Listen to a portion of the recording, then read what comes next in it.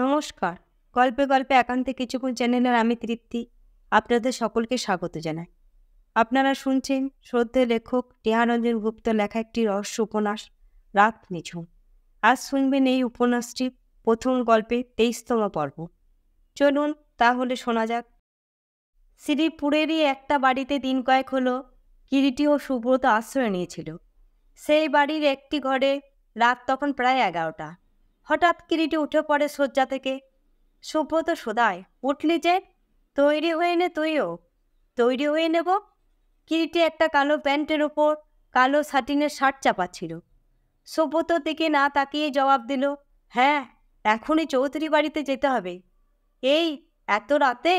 উপায় নেই, রাঘব বল টোপ কিনেছে, দেখবি চল, ডাঙায় কেমন তুলি খেলিয়ে খেলিয়ে। হিয়ানি রেখে কথাটা ভেঙেই বল না, আজকে রাতটা কাটুক, শুভক্ষণ আসতে দে।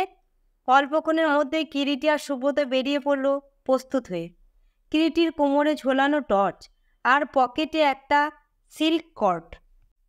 গভীর রাত্রি, কালো বাদুড়ের ডানার মতো যেন নিঃশব্দে ছড়িয়ে আছে। মাঝে মাঝে গাছের পাতার ফাঁকে ফাঁকে রাতের মন্তর হাওয়া শিপ শিপ করে বয়ে যায়। মনে হয় বুঝি রাতের অন্ধকারে কারা সব গা ঢাকা দিয়ে অশরীরী নিঃশ্বাস ফেলে ফেলে বেড়ায়। কিরিটি আর সুব্রত শ্রীপুরের জমিদার বাড়ির বাগানে বড় একটা বকুল গাছের আড়ালে চুপচাপ দাঁড়িয়ে। কিরিটি সুব্রতর গায়ে মৃদু ঠেলা দিয়ে বলে, কটা বেজেছে? সুব্রত রেডিয়াম দেওয়া হাত ঘড়িটার দিকে তাকিয়ে ঘড়িটা কিরিটির চোখের সামনে উঁচু করে ধরল। রাত্রি 1:25। আর মাত্র 5 মিনিট বাকি। একটা মিনিট যেন আর কাটতে চায় না।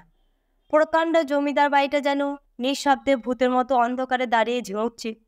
এমন সময় সহসা একটা সবুজ আলো অন্ধকারে বুকে জেগে উঠল। জমিদার বাড়ির দোতলায় একটা জানালা পথে। আর দেরি নয়, ফিস ফিস করে কিরিটি বলে। কিরিটি সুব্রতর হাতে এক চাপ দিয়ে এগিয়ে চলল।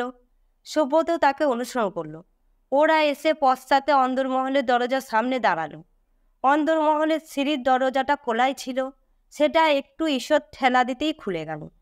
কিরিটি আর সুব্রত ভেতরে ঢুকে বারান্দা অতিক্রম করে সামনেই ওপরে উঠবার সিঁড়ি দেখতে পেল।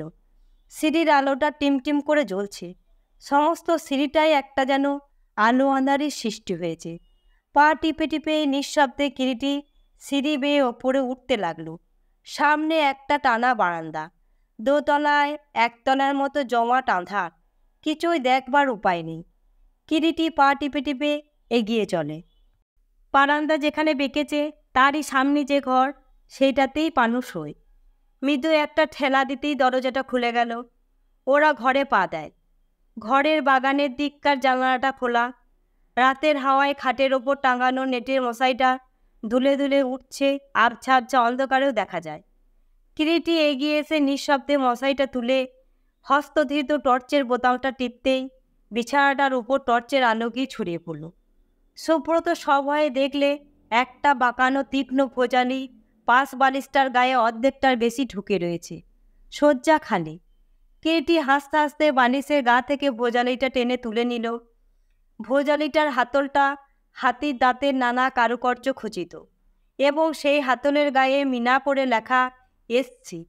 এমন সময় খুট করে একটা শব্দ শোনা যেতেই টুক করে কিরিটি হাতের টর্চটা নিভিয়ে দিল। নিকোষ কালো আঁধারে ঘর গেল ভরে। পর মুহূর্তেই মনে হলো আশেপাশে কোথাও কোনো দরজা খুলে কে বুঝি নিঃশব্দে চোরের মতো চুপি চুপি ঘরে ঢুকছে। ওরা উদগ্রীব হয়ে ওঠে। সহসা এমন সময় আবার কিরিটির হাতের টর্চ জ্বলে উঠল। সেই আলোয় সুব্রত কিরিটি দেখলে তাদেরই সামনে অল্প দূরে দাঁড়িয়ে শ্রীপুরের জমিদার স্বয়ং শশাঙ্কমোহন চৌধুরী।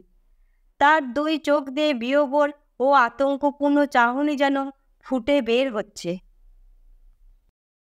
আজকের মতো এখানেই শেষ হলো টিয়ারঞ্জন গুপ্তর লেখা রাত নিঝুম উপন্যাসের প্রথম গল্পের 23তম পর্ব।